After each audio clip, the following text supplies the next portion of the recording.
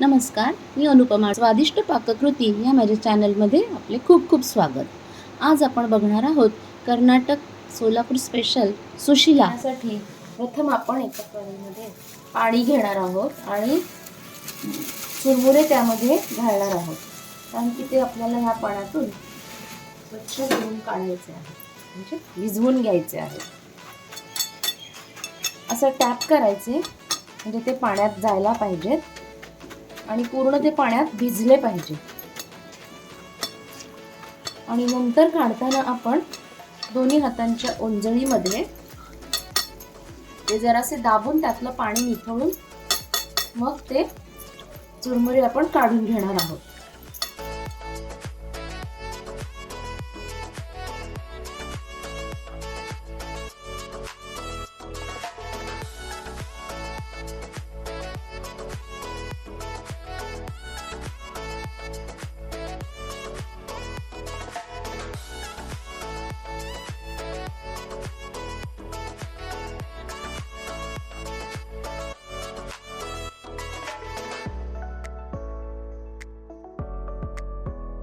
अशा प्रकारे कांदा आपण बारीक चिरून घेणार आहोत.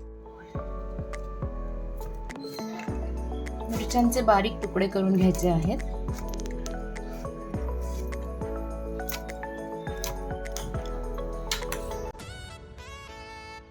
टेबलस्पून तेल घ्यायचं आहे इथे. त्यानंतर आपण घालणार आहोत जिरे, मिरच्या, थोडेसे दाणे घालणार आहोत,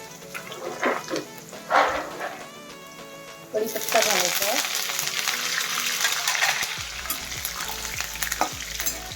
शेंगदाणे जरा लालसर झाले की मग कांदा घालायचा ह्याच्यात.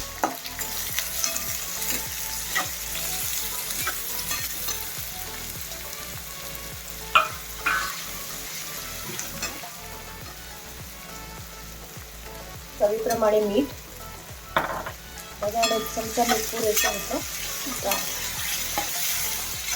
अर्धा चमचा हळद घालायची आहे.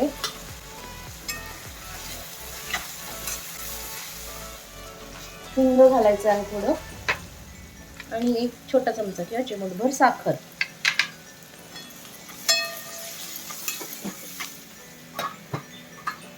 पाच मिनिटे कांदा चांगला परतून झाल्यानंतर या स्टेजला आपण हे स्वच्छ धुवून काढलेले चुरमुरे घालणार आहोत.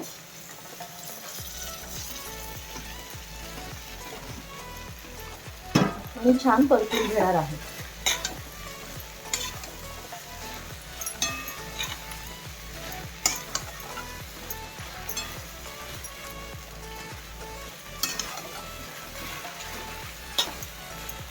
आता याची इथे थोडे डाळवे घेणार आहोत आपण, जे चिवड्या आणि त्याची पावडर करायची आहे आपल्याला. अशी ओबडधोबड पण छान लागते याच्यामध्ये. किंवा तुमच्याकडे जर का फुटाण्याचं पीठ करून ठेवलेलं असेल तर तेही तुम्ही वापरू शकता, पण मला असे आवडतात, मी असे घालते. त्याचा क्रश इफेक्ट छान वाटतो दाताखाली. 2 मिनिटातच त्याची छान पावडर तयार होते. ही पावडर आपण साधारण एक मुठभर याच्यामध्ये घालणार आहोत. ते आवडत असेल तर तुम्ही जास्तही घालू शकता.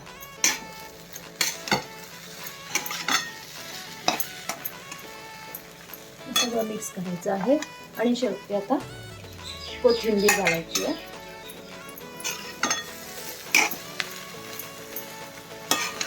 आणि गॅस बंद करायचा आहे, कारण की कांदा परतण्यापुरतच इथे आपल्याला गॅसची आवश्यकता आहे. चुरमुरे तर तसेही तयारच असतात, जे आपण ओले करून घेत आहोत आपण सुशिलासाठी. अशा प्रकारे हा भन्नाट सुशिला तयार आहे.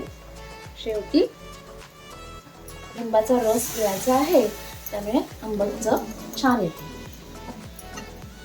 त्याच्यात व्हेरिएशन म्हणजे जर तुम्हाला टोमॅटो आवडत असेल तर कधी तुम्ही लिंबू न वापरता एखादा टोमॅटो घालून पण टेस्ट करू शकता, पण आमच्याकडे फक्त असाच आवडतो म्हणून मी या पद्धतीने केला आहे.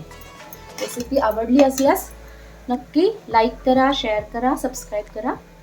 आणि चला तर मग खूप खूप धन्यवाद रेसिपी पूर्ण बघितल्याबद्दल. आणि पुन्हा एक भेटूया एका नव्या रेसिपीसह. थँक्यू.